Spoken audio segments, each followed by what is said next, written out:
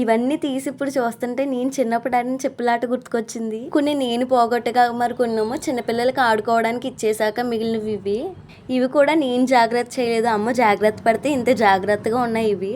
అప్పుడు ఎందుకని అన్ని పిల్లలకి ఇచ్చేసాను చాలా. ఇప్పుడు అవి కూడా ఉంచుంటే బాగుండేది అనిపిస్తుంది. మిల్క్ అన్నా దాని స్మెల్ అన్నా అస్సలు పడదు నాకు. అందుకని వాడని పౌడర్ లేదు, హార్లిక్స్, బోర్న్విటా, బూస్ట్. అదేంటో ఇవి లేకపోతే ఆ రోజు అసలు తాగేదాన్నే కాదు.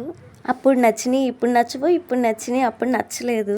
అప్పుడు చికెన్ కానీ కనీసం ఎగ్ కూడా తినేదాన్ని కాదు. ఇప్పుడు బిర్యానీ లేకపోతే అస్సలు ఉండలేను. మా ఊర్లో నాకు ఇష్టమైన పండుగ, నాకే కాదు అందరికీ ఇష్టమే. చిన్నప్పుడు డ్రీమ్ ఏంటంటే డాక్టర్ అవ్వాలని. అప్పట్లో సెటెస్కోప్, ఫస్ట్ ఎయిడ్ బాక్స్తో ఒక సెట్ వచ్చేది.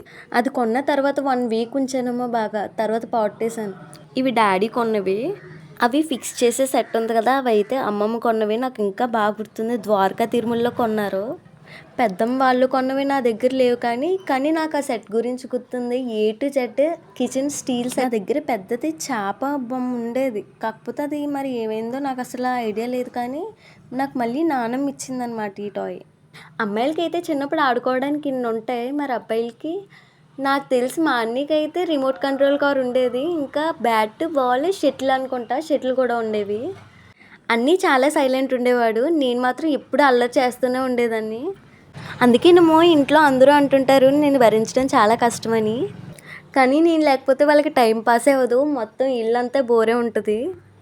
అన్నీ అయితే బోర్ కొడుతుంది, ఇంకెన్ని రోజులు వచ్చేయచ్చు కదా అని. డాడీ అమ్మ కూడా సేమ్ అంతే.